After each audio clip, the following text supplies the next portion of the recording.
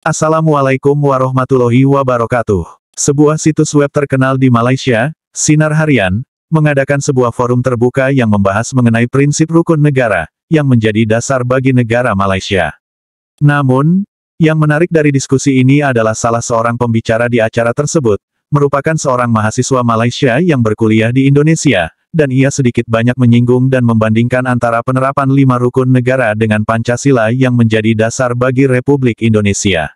Acara tersebut berlangsung secara live pada tanggal 21 Juli tahun 2020 lalu, di mana sang moderator, Azlan Shahnabis Khan, menghadirkan 3 orang pembicara dari tingkatan usia yang berbeda, dengan tema, Rukun Negara Sekadar di Kulit Buku. Ketiga pembicara itu ialah, Profesor Ulung Datuk Dr. Samsul Amri Baharudin, seorang yang sangat dihormati di Malaysia, yang mewakili generasi tua, kemudian Syahrezan Johan, seorang ahli politik yang mewakili generasi menengah, dan Darsini Suresh Kumar, seorang wanita yang mewakili generasi muda. Jadi, mari kita saksikan bersama. Saudari Darsini Suresh Kumar, yang merupakan seorang pelajar bidang jurusan perubatan di Indonesia, yang juga merupakan ahli majlis tertinggi Persatuan Kebangsaan Pelajar Malaysia di Indonesia. Selamat datang Darsini. Terima kasih saudara moderator, selamat sejahtera semua. Dari Darsini sebagai, saya kira, tokoh anak muda yang generasi yang baru, mungkin bagaimana saudari melihat rata-rata generasi yang berada di Facebook, Instagram, Twitter, TikTok dan sebagainya tahu, sebelum kita cerita faham, tahu tentang wujudnya rukun negara ni? Silakan. Memang zaman anak muda, zaman saya sendiri, masa saya berada di sekolah, memang sekarang di jurusan perubatan tahun ketiga, tapi ketika di sekolah rendah, memang rukun negara itu ada di belakang muka surat terakhir, buku aktiviti atau buku tulisan dan sebagainya. Tetapi seperti kata Prof Ulung dan juga saudara Syahrezan, tidak diamati. Kami setakat membaca sahaja.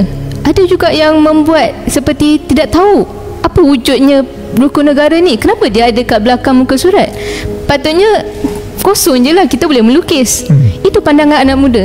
Kita tengok kat belakang di mana prinsip rukun negara itu ditulis, akan ada jata negara juga. Dan jata negara tu akan dilukis. Dia letak gambar api. Maksudnya yang sangat jelas adalah anak muda tidak tahu pentingnya prinsip rukun negara ni sebenarnya. Saya juga telah menonton beberapa video di YouTube daripada YouTube creator bernama says.com. Mereka mengeluarkan beberapa video yang sangat informatif dan juga wikawal. Mereka melakukan video social experiment. Kalau kita anak muda ni, kita suka social eksperimen ni, menarik nak tengok pandangan orang ramai kan. Jadi apa yang mereka telah melakukan adalah mereka menerjah orang-orang di sekitar ibu kota di Kuala Lumpur, dan mereka macam mereka pergi pada seorang kepercayaan kepada Tuhan, suruh dia orang sambung balik prinsip rukun negara tu. Ramai yang macam terkejut, benda ni. Jadi sepatutnya kalau kita sebagai rakyat Malaysia, apabila kita dengar je prinsip rukun negara tu, kita patutnya dah harus mensempurnakan 5 prinsip rukun negara tu. It should be in our fingertips. That's first. Itu yang pertama. Yang kedua, ada juga yang sekadar melafazkan je prinsip rukun negara ni, tetapi apabila ditanya apa maksud, mereka blank. Maksudnya apa yang kita diajar daripada bangku sekolah lagi adalah kita tidak diajar. Apa yang diajar tidak diajar sebenarnya. Kita sekadar membaca dan tahu wujudnya sesuatu tentang prinsip rukun negara ini, tetapi tidak tahu apa maksudnya langsung. Saya kira pada zaman, kalau saya sekarang berumur 23 tahun, baru je nak mula masuk ke zaman macam saudara Syahrezan, dah 30 lebih. Jadi kalau saya dah nak masuk umur 30 tahun ni, saya sepatutnya tahu betapa pentingnya prinsip rukun negara ni. Sebab kita rakyat Malaysia harus berlandaskan prinsip rukun negara ni seperti negara jiran-jiran kita. Contoh yang paling baik adalah Indonesia. Betapa tegasnya diorang dengan prinsip rukun negara. Prinsip diorang adalah Pancasila. Dan saya sebagai pelajar di Indonesia, apabila saya mengetahui lebih tentang Pancasila ni, sungguh kagum saya dengan kepercayaan mereka atas Pancasila ini. Sungguh kagum saya dengan kepercayaan mereka atas Pancasila ini. Memang rutin seharian mereka itu berlandaskan Pancasila tersebut. Dia bukan sekadar ungkapan sahaja seperti mana di Malaysia sekarang. Dan saya sebagai anak muda, saya mengharapkan kerajaan yang memerintah sekarang ataupun kemudian hari untuk menitik beratkan soal rukun negara ini dan memastikan setiap anak muda diajar untuk mengamati prinsip rukun negara ni, bukan sekadar diletak di belakang buku sekolah. Baik, terima kasih dari sini. Saya kira satu bukaan nanti kalau kita boleh bincang lebih lanjut daripada pengalaman di Pancasila di Indonesia, bagaimana mereka menjadikan Pancasila itu satu mantra. Kita dengar tadi Profesor Ulung, Dr. Syamsul Amri ada menyebut tentang konteks di Indonesia sedikit berbeza kan. Adanya di Malaysia kita lebih meraihkan identiti itu dikekalkan, simply put. Kalau di Indonesia itu memang kalau kita berjumpa dengan orang yang beretnik Cina tapi namanya nama Indonesia. Demikian juga dengan orang yang beretnik ataupun keturunan India. Tapi daripada pengalaman saudari Darshini di sana, mereka juga generasi muda di sana juga di social media, Facebook dan semua media sosial ini, tapi dapat lihat seolah-olah ada satu trend yang mana mereka masih ada nilai nasionalisme, patriotisme yang tinggi, walaupun ribuan pulau, ribuan etnik yang berbeza bahasa. So mungkin apa perkara yang kita boleh belajar dan secara praktikal kita boleh terapkan dalam kalangan anak muda di Malaysia supaya kita boleh revive, menghidupkan balik. So mungkin apa perkara yang kita boleh belajar dan secara praktikal kita boleh terapkan dalam kalangan anak muda di Malaysia supaya kita boleh revive, menghidupkan balik semangat cintakan negara berasaskan rukun negara ini. Silakan. Okey, baik, terima kasih saudara moderator. Sebelum saya memberi jawapan pada soalan yang ditanyakan, saya ingin menceritakan sedikit tentang pengalaman saya sendiri berdepan dengan Pancasila Indonesia. So apabila saya masuk ke Fakultas Perubatan di Indonesia, Universitas Udayana Bali, saya harus menjalani proses orientasi. Saya rasa di semua universiti ada proses orientasi, tapi di Indonesia ni dia berbeza sedikit. Dan saya difahamkan di semua universiti di Indonesia juga seperti itu, di mana orientasi adalah selama 6 bulan. Tetapi bulan pertama itu adalah bulan yang kita fokus sepenuhnya kepada orientasi. 5 bulan setelah itu adalah bersama dengan academic calendar. Jadi bulan pertama tu minggu kedua selama 7 hari kami pelajar perubatan diajar tentang Pancasila Indonesia. Kami pelajar perubatan, kita tidak harus belajar sebenarnya. Lagi-lagi saya bukan warga negara Indonesia, tetapi saya juga diajar, meminta untuk menurut serta belajar Pancasila Indonesia. Apabila kami bertanya mengapa kami harus belajar Pancasila Indonesia, dikatakan kita di bawah satu rumpun. Bangsa serumpun itu penting. Kamu akan berada di sini bersama kami untuk 5 tahun dan setengah, belajar bersama-sama kami. Kamu kena tahu Pancasila Indonesia sebab kami hidup berlandaskan Pancasila di Indonesia ini. Ini tidak datang daripada mulut profesor ataupun doktor, tetapi daripada kawan saya sendiri, anak muda, dan usia dia baru 18 tahun ketika itu. Jadi saya tabik anak muda di Indonesia kerana mereka masih memegang soal Pancasila ini. Kalau saya tanya kepada kawan saya tersebut, Pancasila tu apa sebenarnya? Tell me briefly in few words. Dia menerangkan pada saya, Pancasila is the way of life. Itu je. That short. Jadi saya masih masa tu masih terkejut. Way of life. Kita di Malaysia sekadar di belakang kulit buku je, tapi ni it's a way of life. Cuba kaitkan. Jadi dia bercerita bahawa masa kecil, dari belum lagi ke zaman sekolah lagi, masih dengan ibu bapa di rumah, mereka sudah diajar tentang Pancasila. Bukan sahaja apabila mereka masuk ke ruang pendidikan, di rumah juga sudah diterapkan nilai Pancasila ini. Pancasila, panca itu kalau dimasukkan dalam bahasa Sanskrit, punch, 5, 5 sila. Jadi mereka mengatakan pada saya Bapak Soekarno mendapat idea untuk menamakan Pancasila disebabkan mungkin mendapat idea daripada Nawal Nehru. Jadi dia mengatakan sebab kita bawa serumpun, idea-idea ni sangat penting daripada setiap negara. Tetapi saya bertanya kembali pada teman saya ni, kenapa Pancasila di Indonesia ni macam berluasa? Kenapa semua orang faham Pancasila, tetapi di sebaliknya di Malaysia ni tak? Kami tak tahu sebenarnya apa maksud prinsip rukun negara setiap 5 baris, padahal 5 baris je. Tapi kita tak tahu atas 5 baris tu sebenarnya ada lagi. Kita faham yang 5 baris tu je yang kita fokus. Pancasila pun sama, 5 baris juga. Tetapi mereka memahaminya dengan penuh dedikasi. Mereka mengatakan pada saya, cara promosi Pancasila itu yang penting, yang kita hilang di Malaysia pada zaman dahulu. Itu yang saya rasa. Mereka mengatakan pada saya Bapak Soekarno menggunakan elemen agama ketika itu. Katanya pada orang ramai apabila melancarkan Pancasila ini, Bapak Soekarno berkata, saya berdoa kepada Tuhan dan saya mendapat mandat ini daripada Tuhan untuk memberitahu rakyat Indonesia mereka harus berlandaskan Pancasila. Pancasila adalah the way of life. Disebabkan pegangan agama yang kuat di Indonesia, kita tahu pegangan agama sangat kuat di Indonesia, beribu-ribuan masyarakat berpegang kuat pada agama itu. Disebabkan itu, mereka percaya Pancasila ini adalah sebahagian daripada mandat daripada Tuhan mereka sendiri.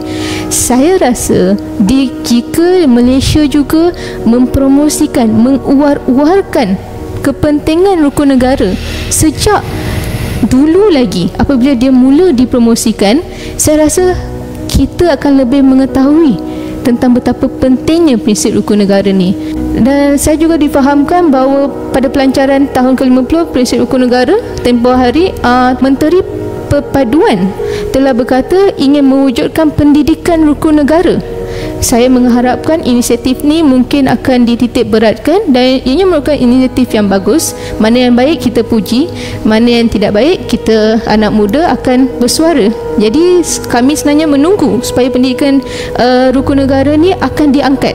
Dan kami ingin mengetahui apa lagi yang boleh kerajaan memberikan kepada anak muda untuk meningkatkan lagi kefahaman kami terhadap prinsip rukun negara ni. Jadi kami menunggu. Baik, terima kasih Saudari Darshini. Saya ingat tadi Profesor Ulum macam nak respon sikit. Just okey, silakan.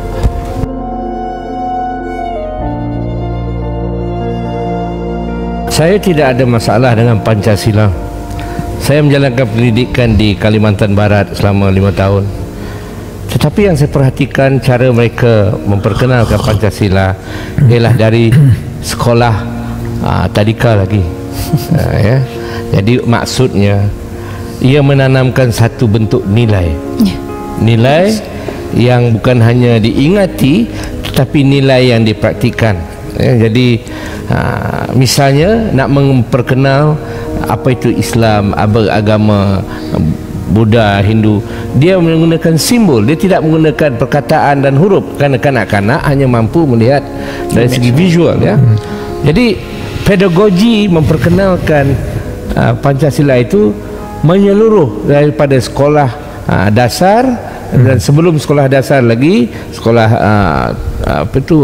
preschool hinggalah ke universiti dan sebagainya. Kalau kita lihat track pendidikan di Malaysia, sebelum umur 7 tahun you boleh belajar mana sekolah you suka dalam bahasa apa pun, termasuk ada satu section sekolah agama dalam negara kita mengikut perlembagaan di kerajaan negeri, menjaga hal ehwal agama, ada pendidikan agama. Jadi seorang ibu atau ayah itu boleh memilih 5 jenis sekolah, agama ke, bahasa Melayu ke, yang bahasa Inggeris, private school, yang bahasa Mandarin, bahasa Tamil. Macam mana ni Pancasila, macam mana rukun negara nak diserapkan dalam ini? Ini fikirkan itu dulu sebelum kita meminta, mempromosi dan sebagainya. Kita harus fikir, bolehkah kita lakukan ini? Kalau ini tidak boleh dilaksanakan daripada prasekolah atau prasekolah, dia sampai dah umur 7 tahun masuk sekolah tu, dia bukan jadi dah buluh, lebih pada buluh dah ke atas. jadi batu. Jadi pada saya nak ubah pun tak boleh dah. Kehebatan Malaysia ni lah, orang tak suka puji Malaysia, saya suka kemampuan kita berfikiran waras. Adalah 2-3 orang yang tak senonoh, tu apa kita nak buat? Tapi pada umumnya berfikiran waras dan celik politik, dan sedia menanyakan soalan-soalan yang sensitif pada ahli politik. Tetapi kita boleh komen orang di parlimen apa dia buat. Adakah itu sekolah rendah parlimen tu ke apa ni?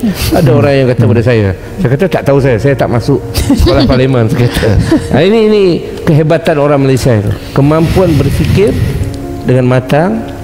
Apatah lagi anak muda sekarang, bukan hanya matang tapi juga marah kadang-kadang. Kita terima. Pada saya ini asam garam. Sebenarnya prasekolah inilah bagian yang kita lupakan. Prasekolah. Kita ingat World Cup 2018, orang Jepun pergi mencuci dan membersihkan sampah dalam satu stadium. Saya tengok itu mana berlakunya di Jepun. Masa saya duduk di Jepun, di sekolah tadika, sudah diajar membersihkan nilai ya, bukannya mengajarkan membersihkan nilai, menghormati kesihatan tempat orang, macam mana basuh pinggan dan sebagainya. Saya tengok sendirilah sebab anak saya pergi Hoikuen ataupun kindergarten di sana. Jadi bila saya tengok apa yang berlaku di World Cup itu, saya tidak terperanjat. Orang keliling saya di kedai mamak yang tengok bola dengan saya tu kata, tak kena bayar ke? Apa tak ada orang upah ke sana? Rusia tak ada orang ke? Saya kata bukan itu. Ini adalah nilai orang Jepun. Itu sebabnya kita pandang timur. Tapi yang dapat pada pandang timur adalah karaoke. So mulakan daripada prasekolah. Ya. Itu baik. Saya punya pandangan lah. Saya itu mesej yang kuat dan sepatutnya menjadi prioriti. Jadi kita harus mendengar lebih banyak idea-idea daripada anak muda. Ini harus keluar daripada mulut anak muda sendiri. Apa yang mereka nak? Apa yang harus ditingkatkan? Untuk saya sendiri, saya rasa harus dipromosikan lebih oleh orang-orang yang dipandang tinggi oleh anak muda.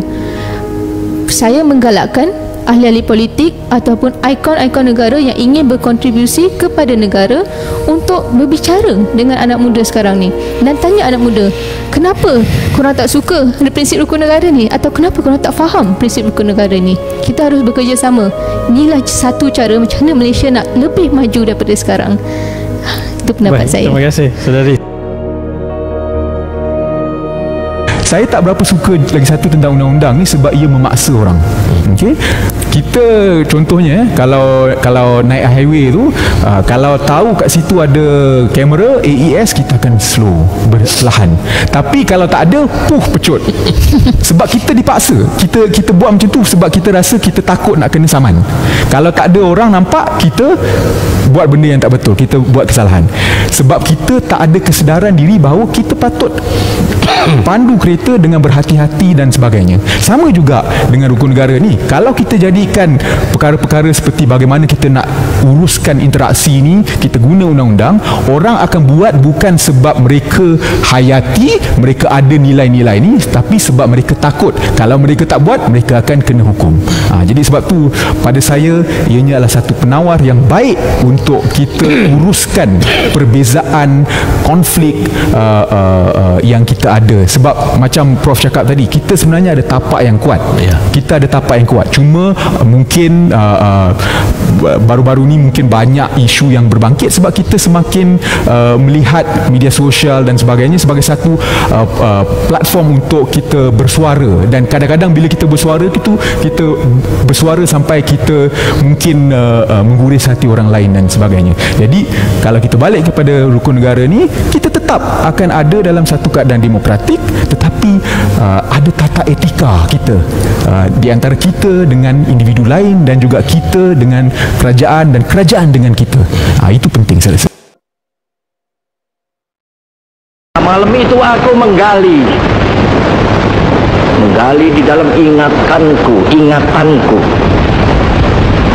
menggali di dalam ciptaku, menggali di dalam khayalku, apa yang terpendam di dalam bumi Indonesia ini, agar supaya sebagai hasil dari penggalian itu dapat dipakainya sebagai dasar daripada negara Indonesia merdeka yang akan datang. Sudah terbukti bahwa Pancasila yang saya gali dan saya persembahkan kepada rakyat Indonesia, bahwa Pancasila itu adalah benar-benar satu dasar yang dinamis, satu dasar yang benar-benar dapat menghimpun segenap tenaga rakyat Indonesia, satu dasar yang benar-benar bisa mempersatukan rakyat Indonesia itu untuk bukan saja mencetuskan revolusi, tetapi juga mengakhiri revolusi ini dengan hasil yang baik. Maka aku adalah sebenarnya utusan, wakil daripada revolusi Indonesia. Revolusi Indonesia ini bukan revolusi Soekarno, tetapi revolusi daripada seluruh rakyat Indonesia dari Sabang sampai Merauke.